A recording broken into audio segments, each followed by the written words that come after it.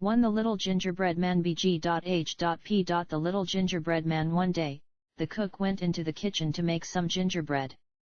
She took some flour and water and treacle and ginger, and mixed them all well together, and she put in some more water to make it thin, and then some more flour to make it thick, and a little salt and some spice, and then she rolled it out into a beautiful, smooth, dark yellow dough. Then she took the square tins and cut out some square cakes for the little boys, and with some round tins she cut out some round cakes for the little girls, and then she said, "I'm going to make a little gingerbread man for little Bobby."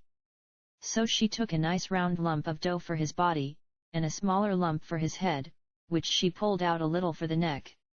2 other lumps were stuck on beneath for the legs, and were pulled out into proper shape, with feet and toes all complete, and 2 still smaller pieces were made into arms, with dear little hands and fingers. But the nicest work was done on the head, for the top was frizzed up into a pretty sugary hat, on either side was made a dear little ear, and in front, after the nose had been carefully molded, a beautiful mouth was made out of a big raisin, and 2 bright little eyes with burnt almonds and caraway seeds. Then the gingerbread man was finished, ready for baking, and a very jolly little man he was.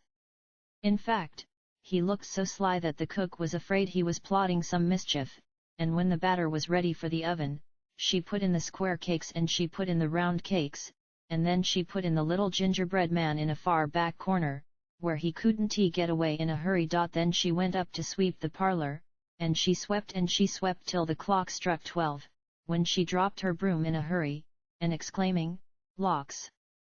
The gingerbread will be all baked to a cinder," she ran down into the kitchen, and threw open the oven door. And the square cakes were all done, nice and hard and brown, and the round cakes were all done, nice and hard and brown, and the gingerbread man was all done too, nice and hard and brown, and he was standing up in his corner, with his little caraway seed eyes sparkling, and his raisin mouth bubbling over with mischief, while he waited for the oven door to be opened. The instant the door was opened, with a hop, skip, and a jump, he went right over the square cakes and the round cakes, and over the cook's arm, and before she could say Jack Robinson he was running across the kitchen floor, as fast as his little legs would carry him, towards the back door, which was standing wide open, and through which he could see the garden path. The old cook turned round as fast as she could, which wasn't very fast, for she was rather a heavy woman and she had been quite taken by surprise, and she saw lying right across the doorway, fast asleep in the sun, old Mouser, the cat. "Mouser, Mouser," she cried, "stop the gingerbread man! I want him for little Bobby." When the cook first called, Mouser thought it was only someone calling in her dreams, and simply rolled over lazily, and the cook called again, "Mouser, Mouser." The old cat sprang up with a jump, but just as she turned round to ask the cook what all the noise was about, the little gingerbread man cleverly jumped under her tail, and in an instant was trotting down the garden walk. Mouser turned in a hurry and ran after, although she was still rather too sleepy to know what it was she was trying to catch, and after the cat came the cook, lumbering along rather heavily, but also making pretty good speed. Now at the bottom of the walk, lying fast asleep in the sun against the warm stones of the garden wall, was Towser, the dog. And the cook called out, "Towser, Towser, stop the gingerbread man! I want him for little Bobby." And when Towser first heard her calling he thought it was someone speaking in his dreams, and he only turned over on his side, with another snore, and then the cook called again, "Towser, Towser, stop him, stop him!" Then the dog woke up in good earnest, and jumped up on his feet to see what it was that he should stop. But just as the dog jumped up, the little gingerbread man, who had been watching for the chance, quietly slipped between his legs, and climbed up on the top of the stone wall, so that Towser saw nothing but the cat running towards him down the walk, and behind the cat the cook, now quite out of breath. He thought at once that the cat must have stolen something, and that it was the cat the cook wanted him to stop.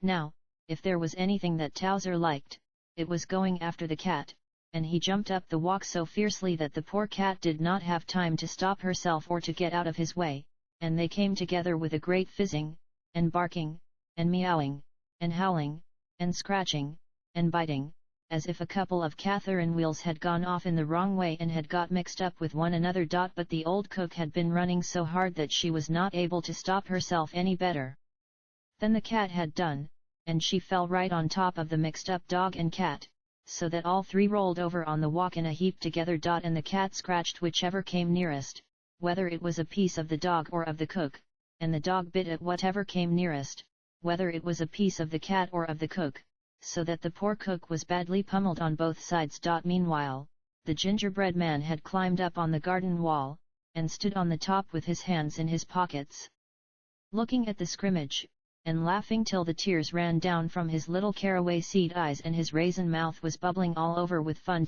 After a little while, the cat managed to pull herself out from under the cook and the dog, and a very cast down and crumpled up looking cat she was. She had had enough of hunting gingerbread men, and she crept back to the kitchen to repair damages. The dog, who was very cross because his face had been badly scratched, let go of the cook, and at last, catching sight of the gingerbread man, made a bolt for the garden wall. The cook picked herself up, and although her face was also badly scratched and her dress was torn, she was determined to see the end of the chase, and she followed after the dog, though this time more slowly.